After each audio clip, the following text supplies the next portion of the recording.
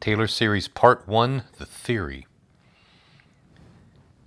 We have dealt with power series before, which are infinite polynomials that can be written as the sigma from n equals 0 to infinity of a sub n, some number, times x minus c to the n power. We took these power series starting with 1 over 1 minus x, which we found to equal 1 plus x squared, etc. And then we found other series that were direct manipulations of that geometric series. The question arises, is it possible to find polynomials that converge to other functions which are not direct manipulations of 1 over 1 minus x? And if so, what must be true about our polynomial in relation to the function f so that p converges to our function f?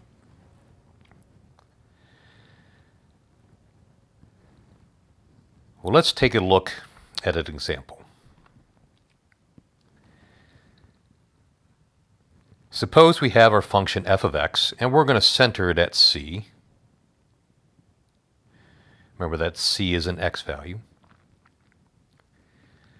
And notice that all polynomials can be written in the form some number plus another number times x minus c to the first, plus another number times x minus c squared, etc.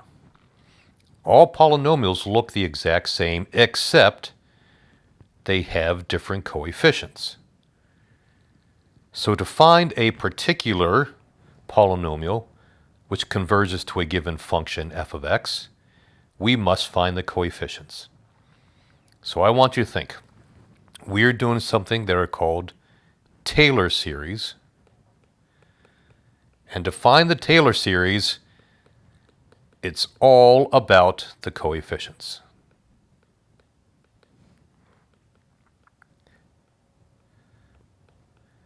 So how do we find these coefficients? Well, let's look at our picture. I'm not going to prove it, but I want to convince you what's true using your common sense. If I have a polynomial that's going to converge to this function f of x, okay, what does it mean to converge? Well, converge means I have a polynomial that exactly matches f of x, at least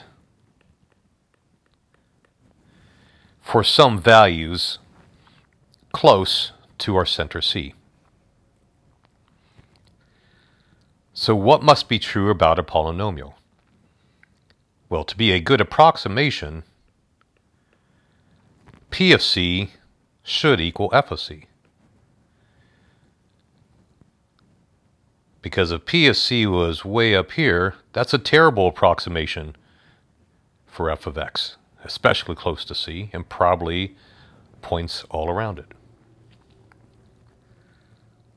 Well, what else should be true about the polynomial of the function? Well, shouldn't they have the same slope? If my polynomial had a different slope, again, that would be a terrible approximation. So at the center, we should say that the slopes are equal. Furthermore, they should have the same concavity.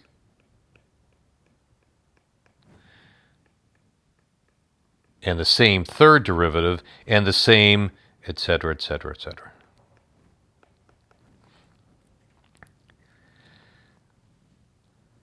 So, given this, how can we use it to find our coefficients? Because it's all about the coefficients. Well, let's take a look.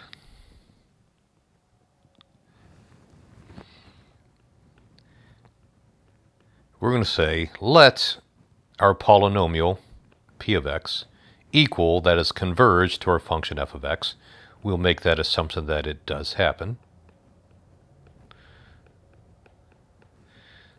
And we will write it down here so we can see it again.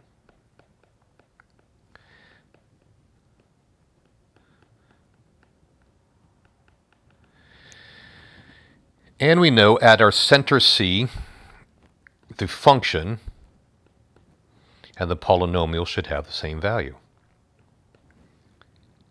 So if I plug in x equals c, we get a naught plus a1 times c minus c plus a2 times c minus c squared. You get the idea. All of these back parts go to 0,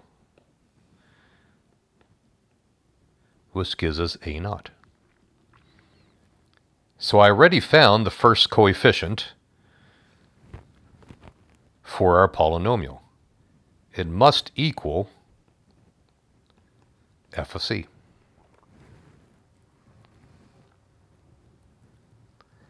Let's find our next coefficient. So I know that the derivatives should be equal, at least at x equals c. So we'll find the general derivative first, which gives us a1 times 1 plus 2 times a2 times x minus c plus 3 times a3 times x minus c squared. See if we can fit one more, plus 4 times a4 times x minus c cubed, etc. And I know that the derivatives must be equal at the center.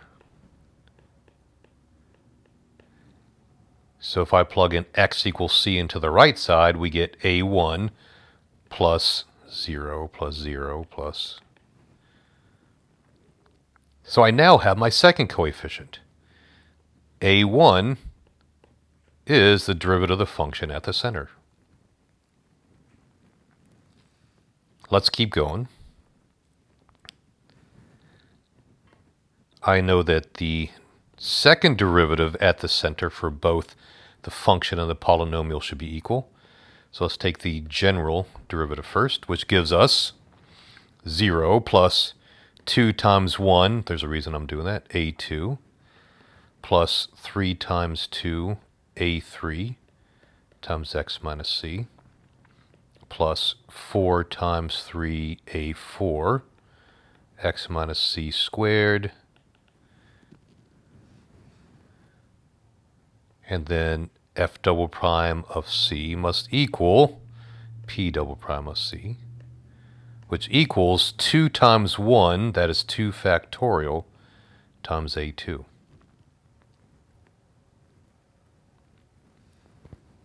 So we see that our coefficient a2 is not f double prime of c, but f double prime of c over 2 factorial. Let's do one more. Let's do f triple prime.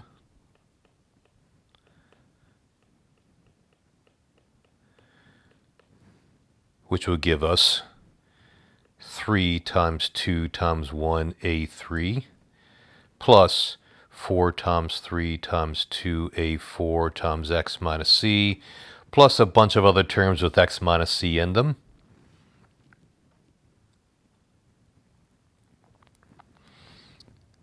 Then the third derivative at the center, fix that one right there, would be 3 times 2 times 1, or 3 factorial, times a3. So the a3 coefficient is not f triple prime of c, but f triple prime of c over 3 factorial. If we continued on, I think we can easily see that the nth coefficient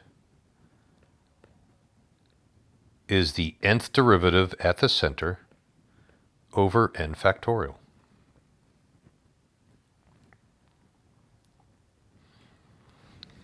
So if I was to write my polynomial again, a sub 0 plus a1 times x minus c plus a2 times x minus c squared, etc.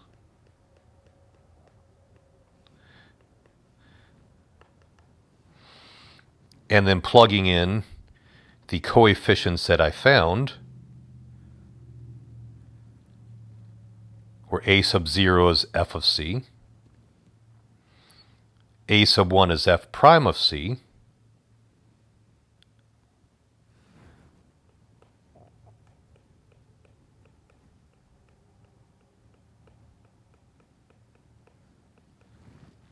a sub 2 is f double prime of c over 2 factorial times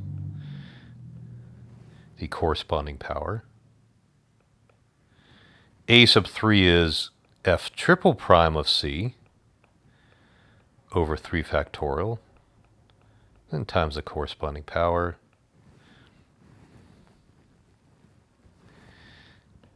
And I'll do the general term here, plus the nth derivative at c over n factorial times the corresponding power.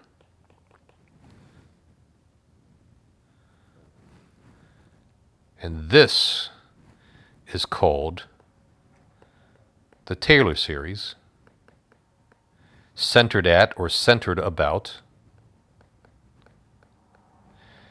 x equals c. In the next part, we're going to do some problems to see how we can use this.